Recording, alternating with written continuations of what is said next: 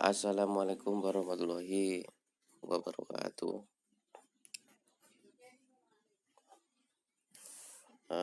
Kami pada kesempatan kali ini akan mengulas sedikit tentang BLT Dana Desa Tahun Anggaran 2022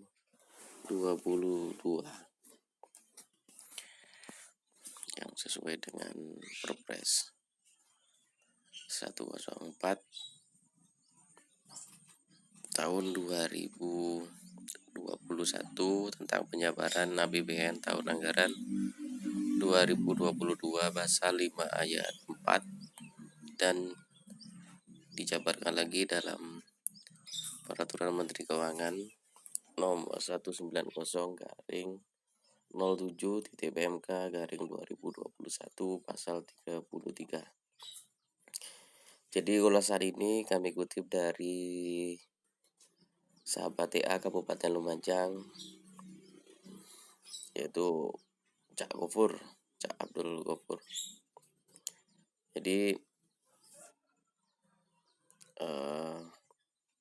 rangkuman ini sudah pas, tinggal kami mempelajari dan mengulas beberapa poin-poin yang dikira kurang dipahami atau bagi teman-teman yang males baca, sehingga enak langsung lihat nonton video saja. Yang pertama, BLT Dana Desa Tahun Anggaran 2022 ini yang kami ulas adalah mengenai kriteria penerima. 1. Keluarga miskin atau tidak mampu yang berdomisili di desa bersangkutan. Jadi dapat diartikan bahwa KBM yang menerima harus desa setempat, bukan desa lain. Yang kedua, kehilangan mata pencaharian, sudah jelas. Yang ketiga, memiliki anggota keluarga yang rentan sakit menahun atau kronis, sudah jelas juga. Yang keempat, keluarga miskin penerima jaring pengaman sosial lainnya yang terhenti, baik dari APBD atau APBN. Yang poin 4 ini bisa diartikan PKH atau PPNT atau jaring pengaman sosial lainnya yang terhenti karena baik error atau yang lain-lain. Tapi dapat diartikan penerima tersebut masih layak untuk menerima, sehingga bisa di-cover oleh bantuan langsung tunai dana desa. Yang kelima, keluarga miskin terdampak COVID dan belum menerima bantuan. Tadi ini yang belum menerima. Yang keenam, rumah tangga dengan anggota rumah tangga tunggal lansia. Berarti di dalam kakak atau dalam rumah tersebut hanya terdapat satu orang dan sudah lansia. Itu poin yang pertama, ulasan dari ringkasan ini. Kemudian yang poin 2 ini sudah jelas ya, tapi saya bacakan saja ini. Ini sebenarnya sudah jelas. Daftar KPM ditetapkan dengan peraturan kepala desa atau SK kepala desa. Surat keputusan itu bisa juga. Ini ya. Memuat nama, alamat, rincian, jumlah KPM. Ini sudah jelas juga. Besarannya yang poin 3 ini adalah 300.000 selama 1 tahun. Oke. Sudah jelas juga. Terus yang keempat, pembayaran BLT KPM dilaksanakan mulai bulan Januari dan dapat dibayarkan paling banyak 3 bulan sekaligus. Nah, ini dimasukkan untuk yang termin pertama ini. mungkin cairnya tidak bisa bulan Januari, sehingga bulan 3 atau bulan sebelumnya, atau bulan setelah bulan 3, bulan 4, atau bulan selanjutnya. Jadi itu bisa dirapel paling banyak adalah 3 bulan sekaligus begitu. Terus poin yang kelima, dalam hal pembayaran BLT desa, bulan ke-2 sampai bulan 12 lebih besar dari kebutuhan BLT dan desa setelah dilakukan perekaman pada OSPAN. Pembayaran selisih kekurangannya menggunakan DD selain BLT desa setiap bulannya. Jadi begini, ketika bulan Januari misalnya desa A merekam di aplikasi itu 100 keluarga penerima manfaat. Nah, pada bulan kedua terjadi perubahan sehingga nambah misalnya jadi 150. Ya, maka yang 100 itu tetap menggunakan dana desa yang khusus untuk BLT tadi. Yang 50 itu adalah menggunakan dana desa selain BLT setiap bulannya, berarti dana desa yang reguler, bukan khusus untuk BLT, yang reguler tambahan. Itu bisa ditambahkan di situ. Jadi bisa menggunakan itu. Sudah jelas ya. Terus yang ke-6, jumlah KPM bulan ke-2 sampai 12 tidak boleh lebih kecil. Nah, itu kan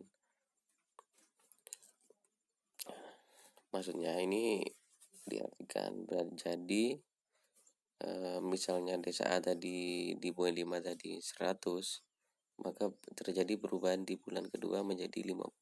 Nah, itu tidak boleh lebih kecil, jadi tidak boleh. Kalau terjadi seperti itu, maka selisih dari dana desa tersebut itu tidak bisa dikeluarkan. Tidak bisa dikeluarkan, itu akan tetap nanti ada di rekening, tidak bisa dikeluarkan. Dalam hal terdapat KPM meninggal, ini masa alasannya. Dalam hal terdapat KPM meninggal atau tidak memenuhi syarat sebagai KPM, Kades wajib mengganti dengan KPM yang baru. Nah, legalisasinya menggunakan peraturan kepala desa atau keputusan Kades, seperti itu. Ini sudah jelas ya. Jadi tidak boleh lebih kurang, lebih sedikit maksudnya. Kalau terjadi seperti itu, jadi Pak Kepala Desa nanti wajib mengganti dengan KPM yang baru. Oke, selanjutnya ini sanksi bagi desa yang tidak anggarkan BLT desa berdasarkan PMK 190 tadi, pasal 52 sampai 53. Jelas, nomor 1, jika tidak dianggarkan BLT 40%, nah ini jelas dalam hal desa tidak menganggarkan BLT, selisih antara pagu DD untuk BLT seharusnya dianggarkan dengan kebutuhan DD untuk BLT telah dianggarkan tidak disalurkan ke RKD. Nah, itu ya sudah jelas ya. Jadi 40% tadi apabila tidak dianggarkan, maka tidak disalurkan ke RKD. Nomor 2, Bupati melakukan perhitungan besaran selisih. Bupati melalui BPKAD atau DPMD melakukan perekaman via OSPAN dan perhitungan selisih antara anggaran DD untuk BLT desa serta memberitahukan selisih tersebut kepada kepala desa. Ini kan sudah jelas ini yang kedua ini berarti dana yang seharusnya untuk BLT nah tadi sudah dirijikan atau dihitungkan oleh DBMD atau BPKD.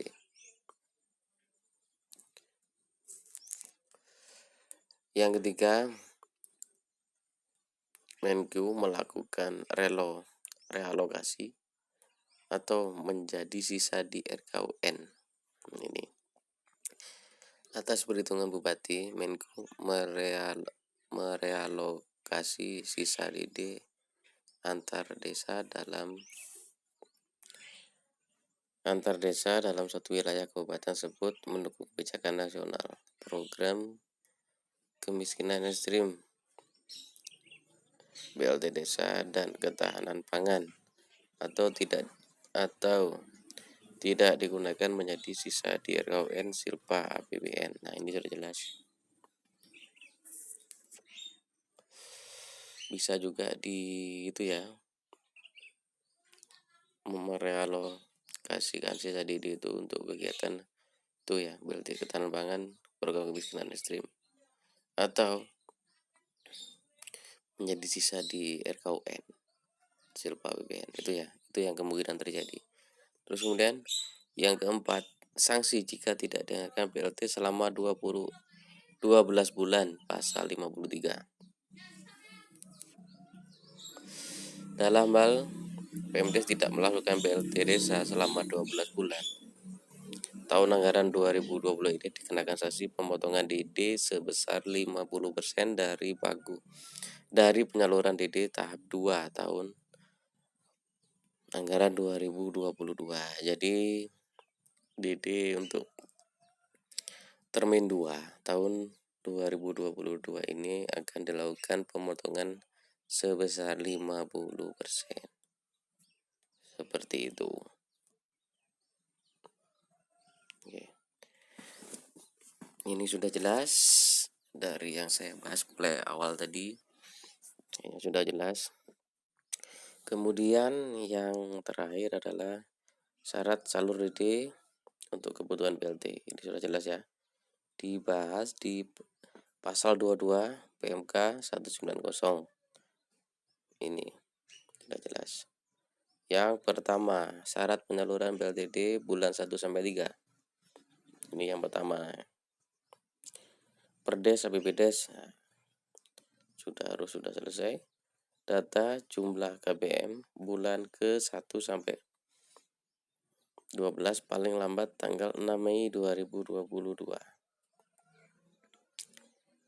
Ini sudah jelas. Jumlah KPM bulan ke ini kan dirinci berdasarkan KPM masing-masing, mulai dari NIK, nomor KK, alamat, nama ya. Yang pertama nama tadi ya, nama. Kemudian jenis pekerjaan dan lain-lain.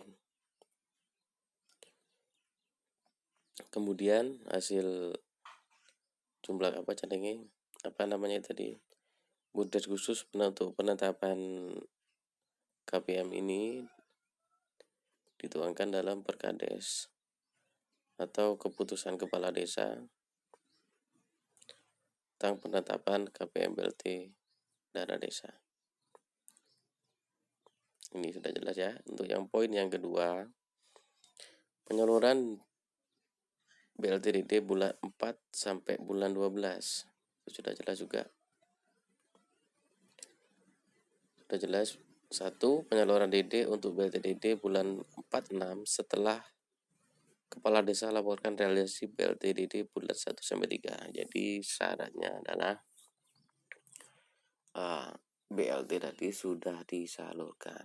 Nah, itu baru bisa untuk menarik bulan 4 dan selanjutnya. Sudah jelas ini ya. Kemudian